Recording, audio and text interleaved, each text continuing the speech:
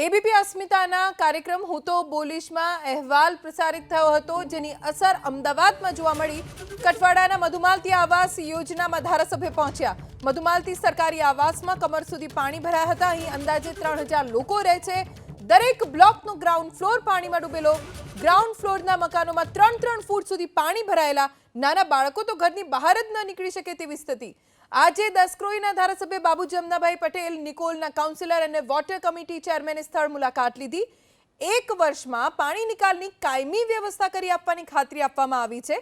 સાથે જ સ્થાનિકોએ વૈકલ્પિક વ્યવસ્થા માટે માંગ કરતા હોદ્દેદારોએ ભાડુઆતો અને મકાન માલિકો અંગે વિગતો માંગી। વધુ જાણકારી અમારા સંવાદદાતા કુશાંક સોની પાસેથી પ્રાપ્ત કરીશું। કુશાંક, આજે સ્થળ પર જઈને શું ખાતરી સ્થાનિકોને આપવામાં આવી છે?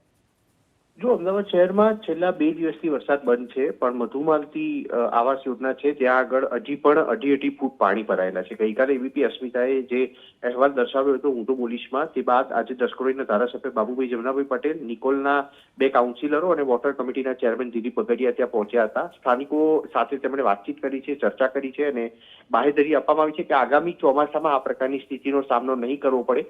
પાછળની બાજુ જે જીઆઈડીસી આવેલું છે તેનું પાણી બેક મારી રહ્યું છે, ગટરના પાણી બેક મારે છે અને મધુમાલતી આવાસમાં પાણી વરસાદના ભરાયેલા છે। ત્યારે વિડીયોમાં પણ જોઈ શકાય છે આ જે પાણી છે તે હજી પણ ઉતર્યા નથી। ત્યારે અમદાવાદ મહાનગરપાલિકાનું આયોજન છે આજે દરખાસ્ત છે ત્યારે તાકીદમાં લાવી અને તાત્કાલિક ધોરણે જેવો વરસાદની ઋતુ પૂર્ણ થાય, એટલે કે શિયાળા અને ઉનાળાની ઋતુ જેવી શરૂ થાય ત્યારે આ કામગીરી શરૂ કરી અને પાછળ આવેલું તળાવ છે ત્યાં આગળ પાણી ઓસરી જાય તે પ્રકારનું આયોજન કરવું। અને તેના માટે થઈને ગઈકાલે આ કાર્યક્રમ છે હું તો બોલીશ કાર્યક્રમ છે તેમાં સ્ટેન્ડિંગ કમિટી ચેરમેન દેવાંગ દાણીએ પણ બાહેધરી આપી હતી અને તે બાદ આજે સવારે દસક્રોઈના ધારાસભ્ય પોતાના હોદ્દેદારો સાથે ત્યાં આગળ પહોંચી અને સ્થાનિકો સાથે પણ ચર્ચા કરેલા હાલ વિડીયોમાં જોવા મળી રહ્યા છે।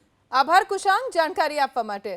તો એબીપી અસ્મિતાએ સૌથી પહેલા અહેવાલ પ્રસારિત કર્યો હતો, અમારો ખાસ કાર્યક્રમ હું તો બોલીશ, જેમાં મુદ્દો ઉઠાવવામાં આવ્યો હતો અને હવે ધારાસભ્ય ત્યાં પહોંચ્યા, કાઉન્સિલર ત્યાં પહોંચ્યા, વોટર કમિટીના કર્મચારી પણ ત્યાં પહોંચ્યા અને સ્થળની મુલાકાત લીધી। આ 2 દ્રશ્યો આપ એબીપી અસ્મિતાની સ્ક્રીન ઉપર જુઓ।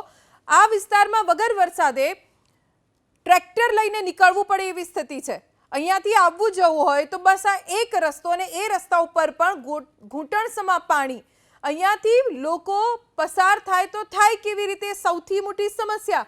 અને આ ગટરના ગંદા પાણી, જ્યાં એટલી દુર્ગંધ, મચ્છરોનો ઉપદ્રવ, ગ્રાઉન્ડ ફ્લોરમાં 3-3 ફૂટ સુધીના પાણી, આવી સ્થિતિમાં રહ્યા છે લોકો।